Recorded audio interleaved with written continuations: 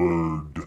ShinRobjira. Today we're going to be talking about the Bandai Movie Monster series, Fire Rodan new version, had to make that very apparent, from Godzilla vs. Mechagodzilla or Godzilla vs. Mechagodzilla 2. Alrighty, up first, let's take a look at this tag, and we have a lovely image of Fire Rodan on the front of the tag. You could even say unmistakably Fire Rodan on the front of the tag. Bandai. Any hoodles, turning this around to the backside, we see Godzilla vs. Mechagodzilla, Movie Monster Series, Bandai Namco, the whole 9 yards. Opening the tag up, we have a silhouette of Fire Rodan with a whole bunch of stuff on the inside. Speaking of cage the elephant, let's cage the burb, yes. And just so everybody knows, I know this isn't a bird. Pteranodon, pterodon, whatever the fuck. I know they're not birds.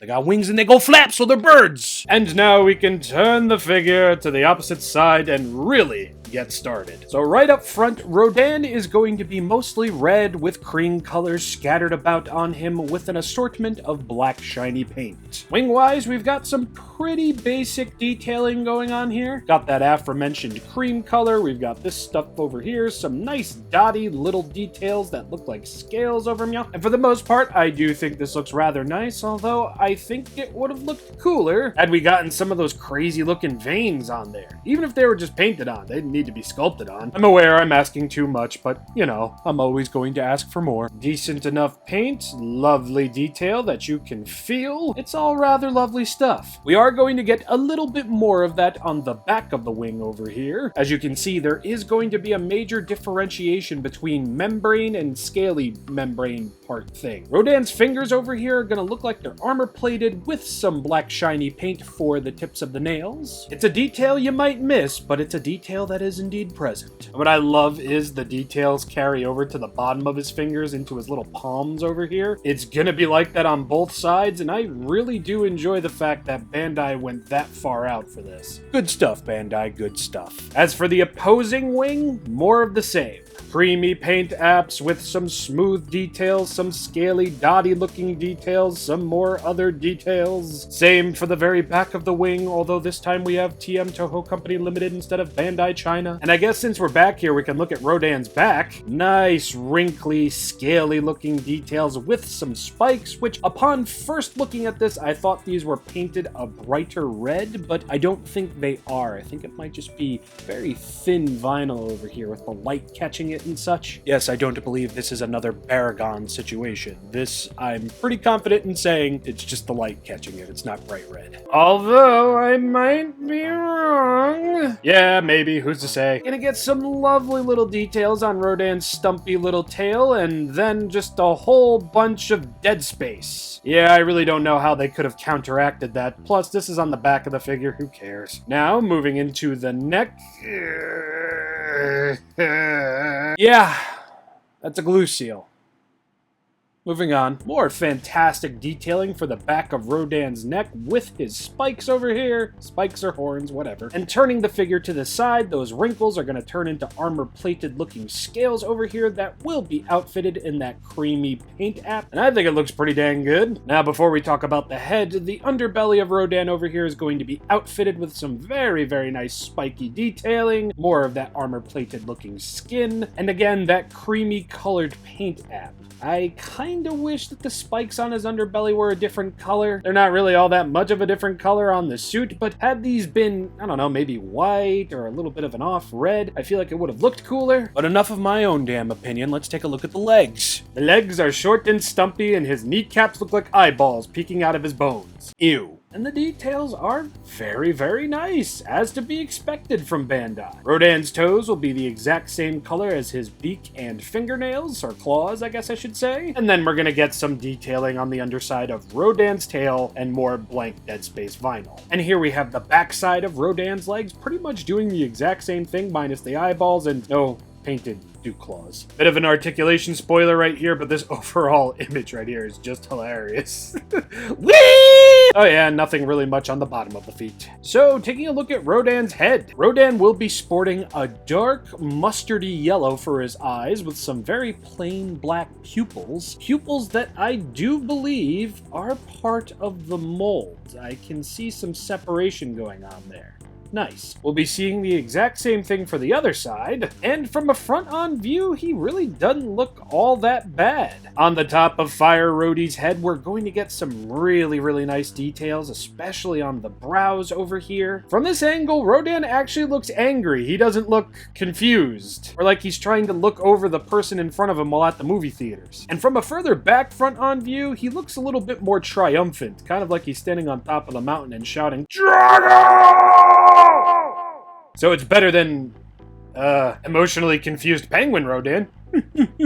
From this angle as well, we can see the top of Rodan's beak, some nostrils, some very nice details going on here, and from the side as well. Just nice, very simple stuff. And yes, you guessed it, it's going to look just as good on the bottom portion of Rodan's beak as well. Rodan's teeth will be unpainted. I was looking at the promo shot before this guy came in, and I just assumed that his teeth were painted. I guess it was just the lighting reflecting off of the vinyl, but yeah, no painted teeth. But the teeth are all sculpted in there, as is a nice plump little tongue. Not too much going on the roof of his mouth though, just more teeth. And I guess that's pretty much it for paint and detail. As far as paint and detail goes, I feel pretty confident in giving this guy 2 solid stars. While I do wish something more was done with the undersides of his wings over here, i.e. those veins, that would have been a cool little addition to this. Something tells me after getting Batra in, they would have just been molded into the wings and it wouldn't have been painted, so And who knows if those things would have even translated well enough into vinyl figure format. So maybe it's for the best that these are kind of plain. Oh yes, and how could I forget Rodan's horns on the top of his head over here. Very nicely detailed, outfitted in that creamy paint color, at least on one side. Yeah, this is a very standard thing that we've been seeing in the movie monster series as of late, so no points off, just wanted to state it. Is it just me, or is Fire Rodan one of the more potential-ridden movie monster series releases for a Godzilla store exclusive repaint? And I don't mean like this dude just getting the retro color treatment and just being metallic. I don't know, I feel like they could do some fun things with this mold. Will they? Probably not. Should they? Absolutely. It's the year of Godzilla vs. Mechagodzilla. 1993, 2023, look at that. But it's also the year of Megalon and Jet Jaguar, so meh. Articulation-wise, at the head, nothing. The head is glue sealed, and this is... I really thought the head would have been articulated, but it's not. And I'm a little bummed out about that. At the wings, we will get no articulation on either side. I'm pretty sure everybody saw the glue peeking out when I was talking about the wings anyway. But thankfully, at the legs, we will be able to rotate all the way around on both sides. Rather nice. And I'm sure this is rather obvious, but no articulation at his stumpy little tail. Yeah, I assumed head articulation, even though Final Wars Rodan from the movie monster series didn't have head articulation. He was glue sealed too. Why? In fact, of the last couple of years, as far as vinyl or plastic figures go, I think Playmates has been the only company to give Rodan a head swivel. I know SH Monster Arts and all that other kind of stuff, but I'm talking about these tier figures, these right here. Yeah, I am a right bit bummed about no head articulation, but what does that really change? Not much. Articulation, solid star. Thankfully though, you won't need to be fucking with the legs too much because he stands pretty nicely on his own. Thanks to that stumpy little tail, it kind of acts like a third leg to keep him from falling over. And who knows, maybe you can even get him into a squatted over pose or something like that. Will he even? No, he won't. He won't. Is it? No, I don't think... Maybe if you lean him against something. At least you can get him in a tap dancing pose. Anyway, size comparison time. Size comparison wise, this guy, he's a wide boy. I mean, to really sum this guy up in very few words is he's a vinyl Rodan figure. He's T-posing, he's gonna take up shelf space. You knew exactly what you were getting into at this release the second you saw the promo photo. And while I do feel this mold is very much an upgrade from the original release flowed better. Talking about the head meeting the body, it all looked like one solid piece here.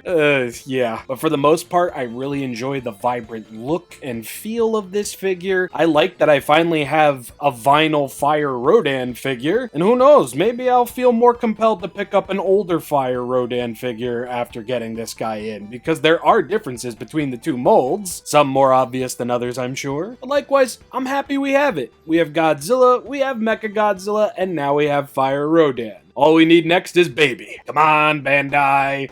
Do it. I don't know. I think Bandai's starting off the almost summer season pretty strongly with this guy. I mean, how hard could it be to screw up Rodan of all monsters? Oh yeah, never mind. My only hope is that the next release, the new version of Monster X, is just as good as Fire Rodan. But looking at those promo shots, and in comparison to the original release, I'm having some doubts, but...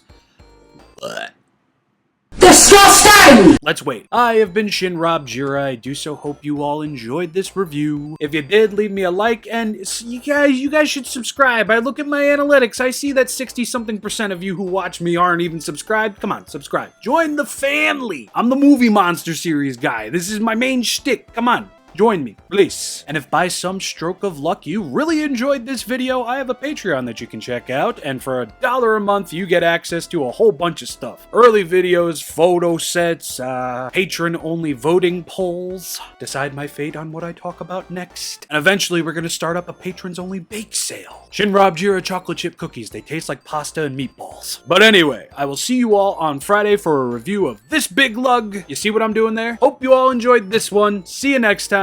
Peace.